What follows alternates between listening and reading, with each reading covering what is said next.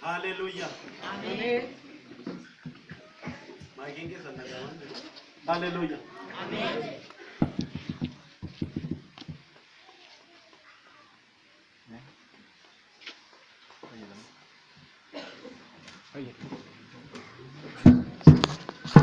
Jesus Christos Gofta. Amen.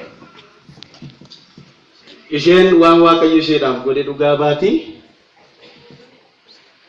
Gaaffeensi gaafadha. Maqaan kee eenyudha? Gaabbiseedha. Eessaa dhuftee? Asliimu maqaan. Mee eessatti fayyite? Akkamitti fayyite? Maal sii godhe waaqayyo gaggabaabsitii dhugaa bahii? Waaqayyo naaf godhe waan guddaadha. Inni dubbatamee namu garuu waaqayyoon koo kan naaf godhe. Isuma isa akkamitti akka fayya akkamitti akka qabame isa nama tabsaa mure yookaan nama abdii mure biyya lafaarra illee abdii mure isa mootummaa waaqayyoo keessatti illee abdii mure nama bakka kiyyaan danda'amu jedhee waaqayyoon fuulduratti murteessee jiru waaqayyo immoo nama arraana godhee nama fuula kana saba kana fuuldura dhaabbatee nama hidhaa guddaa qabu nama ba'aa guddaa qabu waaqayyoon nama kana asiin nagee waaqayyoon galanni guddaan isaaf haa ta'u. Ameen. Isaanii akka nani dhibametti yoomuun gadaamessaadha kootii keessaa ba'u akka ullaa fakkaatee dhibeen kun araashi ji'a tokkootirraan naqabe haati kootillee yoo dubbattu nafa kootirratti akkasuma mutaa abidda keessa gatanii yoo natti dhodhosan gudaannisni nafa koorra baay'ee jira. Garaa haadha kee keessaa dhalattee moo gaaddisee? Haadha koo keessaa ji'a tokkotti akka ullaa fakkaate iyyuu dhibeen kun ana naqabee jira. Haati koo yoo himtuyyuu ullaadha jennee dhibicha kanaayyuu akkasuma yoo si dhidhiite mutaa abidda keessa goonee sitti dhoosaa turre jette akkasuma nama waggaa 10 ta'ee. Mucaa matinnoo taate jechuudha. Amma nama waggaa 10 ta'e akkasuma lagatti nafa dhiqadhee raawwadheen akkasuma na dhukkube ammallee na dhukkubnaan warra dhaabaa bookkisaa warra walii kataaraa achi nageessanii achitti baay'ee. Maa inni immoo maqaan kun? Mana qaalluuti? Mana qaalluuti. Mana qaalluu keessatti achitti baay'ee makaraa baay'ee nyaadhe. Haati koo nama jaawwaaltee nama 10 dhalteetoo dubartii keessaa na takkittiidha. Dhiirri garuu nama 3tu jira. Isaan kana keessaa abbaan koo baay'ee deddeebi'e. Haati koollee achitti hin deddeebite. Xiqqoo ta'ee nama waggaa 12 ta'eetooyyuu. Ingalti ani ingaluyyuu immoo yoo ta'u fayyaa sumattuu galchaa galee utuma hin jedhu. Abbaan kiyya garuu garii du'i malee anasitti sinniisu. Kaawwan biyyee kenne sillee sinniisu yunaan jedhe. Akkasuma qanqaalee fudhatee naangalee fudhatee nama waggaa 16 ta'ee tidaarii nasseeni. Tidaarii san keessatti mujjii ajaa'ibichaan taa'e luka kiyya kana ubboona godhee harka kiyya keessa na dhiitesse harka kiyya nafa kiyya kana keessa deemee na nyaata akkasuma otuman jedhu daa'ima tokko nan dhale daa'ima kanan guddisne ammallee fuudhanii tidaarii san keessaa ba'e warruma sanitti na deebisanii qabaa keenya hin jedhanii waan baay'ee narraa guurrachaa turanii ani fayyisne dhibeen natti baasaa deeme garuu tuma cimaa deeme jechuudha. Dhibeen natti cimaa deeme luka bitaa kanarratti bakka 3 na ba'e lafee 3 cabsee hin ba'e waggaa 2 qoricha achitti nan tajaajilame qoricha waggaa 2 tajaajilame yoon ta'ummoo achumatti ammallee immoo gaa'eleennaan abbaan kiyyaa mana keetii dingata baate asitti naftu jedhee har'allee qanqaalee naan hin galee otuma akkas ta'a ati koo hin amante ati koo amante isarraa nanillee gooftaa nan amane baay'ee achi keessatti illee siqaa'ee nan arge ammallee deebisee immoo gara waggaa 5 yeroo san waggaa 2 qoricha fayyadameen jira amma gara waggaa 6 fin ta'a dhibeen kun araashii ta'ee yeroo jiru ijji kiyya kun aga kana gaa harka kana baay'ee na godda harki kiyya kun naafa harki kiyyaaf ijji kuniif lunni kun baay'ee nan hojjetuyyuu akkasuma asallaa fuudhanii onaan deemanii dhibeen ishii saambaa na qarsaadha hin jedhanii kiniini nata takkitti naaf kennanii warra asallaa siin jedhu warra asallaa hospitaala keessatti akkasuma iyyuu waggaa tokkoof algaarra nan ciise waggaa tokkoof shiroobiidhaan jiraachaa bishaanin jiraachaa akkasuma namni na beekanis jidduu kana keessa hin jiru hinduuti malee guyyaa tokko iyyuu hin jiraatti yoo ta'u hin jedhin waaqayyo garuu na jiraachise nama arraana godhe akkasuma waggaa tokko ciisee yommuun kiniinicha kana waggaa tokko asitti fudhadhaa fixee obboleessa koo shaaroo faatu naa fuudha asallattoon deebuuyyuu ay waan adda addaatirraa of eegi malee naan jedhanii fuula natti guuran doktoroonni edhaa dhibee kiyya baay'een taraddaane akkasuma immoo ammallee deebi'ee siqaa'ii natti deebinaan achumatti deebi'ee riifarii naa barreessan. Asallamatti deebitee asallaan riifarii si barreesse. Naa barreessanii achumaan Addis Ababatti awuluu nan galchine achi bakka. Addis Ababaa hospitaala kam deemte? Hospitaala Alaartiin deemte. Alaartii. Zannaba Warqi. Achi nan deemee achi keessatti bakkumatti obboleessa abbaa kootii tokko hin jira bakkatti na eessisanii doktortichi yoon argu baay'ee hidhii micciire. Obboleessi koo tokko Wallaggaa dhufee achi jiran akkamsiisuudhaaf baay'ee hidhii micciire nafti kiyya akkanaa miti aganarra bareede kanaa miti baay'ee nafti kiyya gadi bu'ee jira nama tuffatamaadha of shosheen jira maal gochaa olii gadi hin deemne namni garuu jira of hin ajjeesu malee kayyootu nama ajjeesu otuma hin jedhu fuudhanii Addis Ababaan na deemanii fuudhanii kan na deemanii doktortichi hidhii micciire. Yes, astamami gaaddisee maaloo ennaan uleessi kiyya kunitti mul'ate mul'annaan immoo maaliif minaan gara biraan hin jiru maaliif gara biraan fudhatina ijji ishii kunuyyuu akkanan ta'u harki ishii kunuyyuu shibaan ta'u kanaafiyyuu jedhee bakka nafuma kiyya laaleetoo gadde yoo inni akkana jedhu kana ijjadheen jira akkanatti zoor yoo zeero obboleechi kiyya kun sirriitti gooftaadhaan cimaadha naqabee raawwate dhiisinaan jedhe kinini kana fudhattee naan jedhe fudhanne hin jedheen kinini na takkitti bichaadhaan kaansarii fayyita jedhe baay'ee gaddinaan lafti kiyya naa zoorran obboleessi kiyya kun naqabee raawwate fayyuu hin dandeessu siin jedhe doktariin sun hin fayyitu jedhe kinini ji'a sadi inaa fudhattu garuuyyuu amma gaddoo sanatti dhukkubni kee argameera. Iduluma argame amma riifarinaa barreessinaan dhiiga koo keessatti argamee jira. Maali jedhan dhukkubni kee moo? Dhibeen kaansariidha. Kaansariitti jedhan. Kiniini tokkicha kana bichaadhanii miti kiniini baay'eetu si hafinaan jedha. Kiniini tokkicha kanaan garuyyuu baay'ee goddaamtuudha. Haga Waaqayyo si jiraachise jiraatta malee ati seeniin kee dhumataadha. Haga namaa yaaduu hin dandeessu. Karaa fagoo deemuu hin dandeessu. Nyaata dhabuus sirra hin jiru. Saabin hin gaddin garuu haga waan si jiraachise jiraadhu jedhanii kiniini kana ji'a sadi hin deebitee fudhattanaan jedha. Obboleessi kiyya garuu yeroo nani gadde san na teechisee raawwate dhiisinaan jedhe lafa kiniini kuni dhabame garuu goofta Yesuusiif fayyisa. Ameen.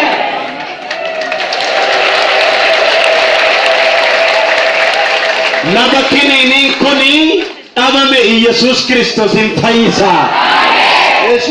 Lafa kiniiniin kuni hanqate dhiisi gaddiniito jiraatta dhiisi jedhee na teechisee na gorsee nullee si qarqaarra yoo harkallee dhabde naan jedhe waan baay'ee na gorsee inni sun natti hin buune lafa kiniiniin hanqate kuni garuu baay'ee keessi koo gadi bu'ee jira otoon kiniinii kana argadhe bifti kiyyallee akkanan ta'u harki kiyyallee ati bakka amma kiniinii maal fayyadde murteessite? Murteessee jira.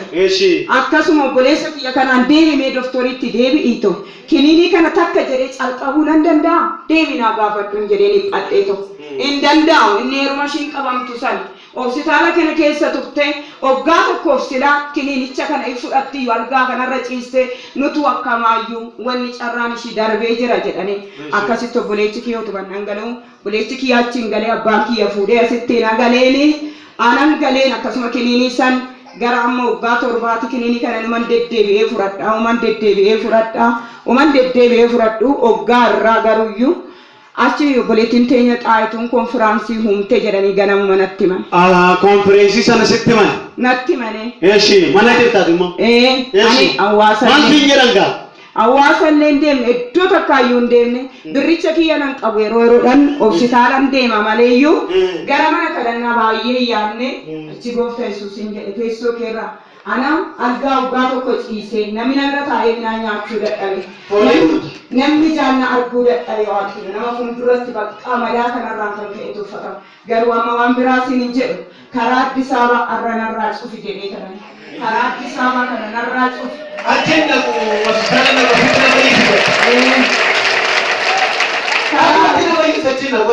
karaa Addis Ababaa kan mee fayyuu koo idimeen abdabaatti hodhaan hodhadhu waan tokko muradha harki shibaa harka tokkicha kanaan hin jira kanaan iyyuu dhibee kanarraa bilisa bayyaa kan jira mee samiirraa teessoo keerraa naaf ta'e. Isa booddee dhugaa maal sii ta'e gaddoo konferensiitti dhuftee? Achirraa ka'ee dubbadhee waggaan gara konferaansii deemuyyuu konferaansichi akkasuma amusii roobii calqabanii akkasuma dhiyaannee kadhannee garbicha waaqayyoo keessan ka'imee naan jedhee. Eenyuunni? Jaalala maqaansaa? Hallelujah. Yeshi. Akkasuma obboleettii kanaaf amantaa godhadhaa jedhe. Obboleewwan koo warra achitti walitti qabamanii jiru. Alma takka'ee amantaa godhadhaa. Amantaa godhadhaa obboleettii kanaaf waaqayyoo fuulduratti amantaa godhadhaa jedhe. Yeshi. Akkasuma warri konferaansiidhaaf walitti sabasabanis waaqayyoo fuulduratti naaf kadhatanii akka isaanii wal qabanii bu'anii too naaf kadhatanii isa zayitii kana guyyaa 40 irratti kadhadhe jettee yeroo ati dubbattu san ijjadhee goofteessu sin jedhe. Dhuguma samii bantii waaqarraa teessoo keerraa arra anaaf jedhi kaayite kaleessas anaaf jettee dhufte waaqayyo irrallee bilisa na baasuudhaaf na jijjiiruudhaaf ba'aa kana narraa hiikuudhaaf waaqayyo zayitii kana keessan darbe dhuguma seenii koo keessa kan jiru garbicha kee kanaan ani fayyuu narra jira jedheen akkasuma afaan koo keessa addaan qabde zayitichi kana natti qiccee yoo qiccee too jettu naaf hin kadhatte annan galee too mucaa wayiin qaba karaa jimmaa kana akkuma dingataa dhufe meeqa addu beenuu immaram taanaan jedhee fuudhee Addis Ababaa na geesse. Erga sii kadhatame. Erga naaf kadhatame. Shigaan maasa galgala kaasee maatu sitti dhaga'amu jalqaba. Na gammachiisa. Si gammachiisu jalqabe yeroo si kadhatamu. Duraan abdii baay'ee kun agaman jiraadha maaltu nassaa agaman jiraadha ani silaa dhibeen kee sijjeessa jedhanii du'uyyuu si oliin galamu gannatiin galalaata gooftaa Yesuus. Karachuullee danda'uuf nan assaabaa. Isa booddee si fuudhanii manumalaas keessa erga si kadhatame booddee. Addis Ababaa mucaan kiyya fuudhee akkasuma maskaramii keessa meedeen hospitaalaaf itti marammarame. Inni si kadhatame ji'a maalii keessa? Gimboota keessa. Gimbootii keessa si kadhatame si fuudhee Addis Ababaa si keessa. Maskaramiin deeme. Maskaramii keessa. Maskaramii deemee kaardii kiyya fuudhee hoggaan iddoo baay'eetti nama geessu marammaramee kaardii kiyya guddicha irratti inni kiyya laallamee hunduu laallamee doktorticha fuulduratti yommuu dhiyaatu doktortichi yommuu mazgaba laalu hin kolfu maaliif ta'e gaaddisee hinaan jedhe. Eshi. Yaadu na dadhabsiifate. Waaqayyo immoo maal siin jedhe gaafa si kadhatame si fayyisa moo maal siin jedhe? Si fayyiste na xaabaate ati qulqulloofte naan jedhe. Hin fayyiteetta siin jedhe. Fayyiteetta bakka naan jedhe. Ati immoo marmaramaa achi intanaati marmaraa deemte gara Addis Ababaa nan deeme. Eshi isaa booddee maal siin jedhe doktorichi? Doktortichi maaliif dhufte gaaddisee ati fayyiteerta naan jedhe.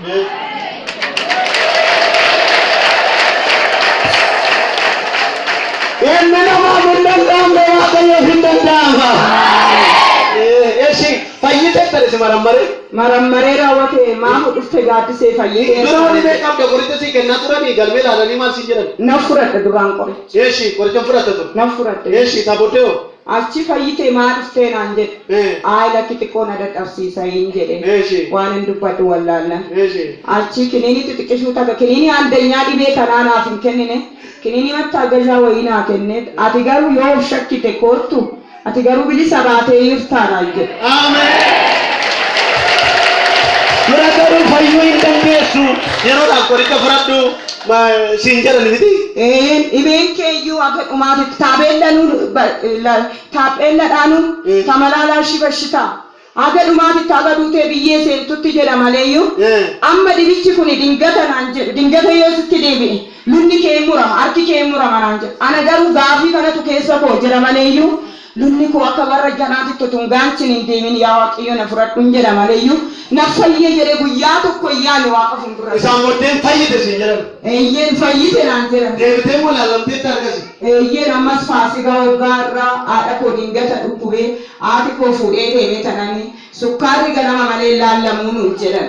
Hospitaaluma san geesse ta'u achiin silaan taa'amee ka'eenii ani keessi koo sirriitti abdii namuruu didee ka'een dhiiga kiyya kennisiisee sirriitti of laalchisa maaliif dhibeen qabdu naan jedhani namni kun silaa kinoo warri wajji fudhannu fudhachaa jiru jedhee tanan ka'ee hospitaala kana kifiliin ofii kiyyaa kana dhaqee yommuun dhiiga kee fudhachuuf si barbaachiste jettee siisteerii wayii faranjiidhaan gaafatte.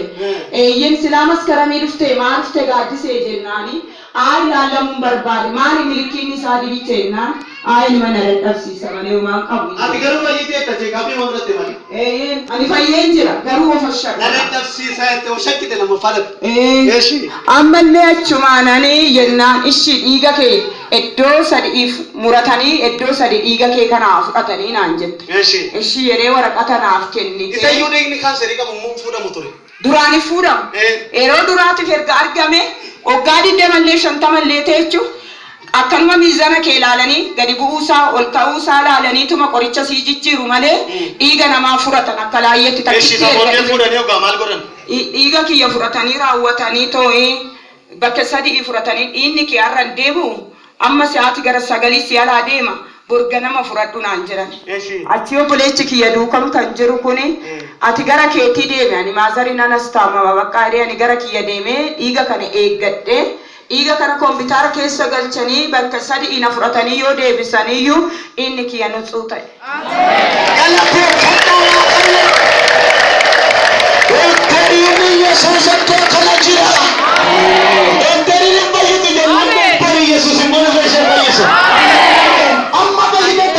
Fayyeera faasigaan kun waggaa tokko kiniinii wayiitillee miiluma immoo dhiiga kana laallamu. Dhukkubni kun waggaa meeqa sirraa fite? Kun immoo. Waggaa meeqa? Erga dhibeen luka kiyya irratti bayan nafa kiyya irratti yaa'u malee erga lafee kana caccabsee lafee bakka sadii na bahe gara waggaa 22ti.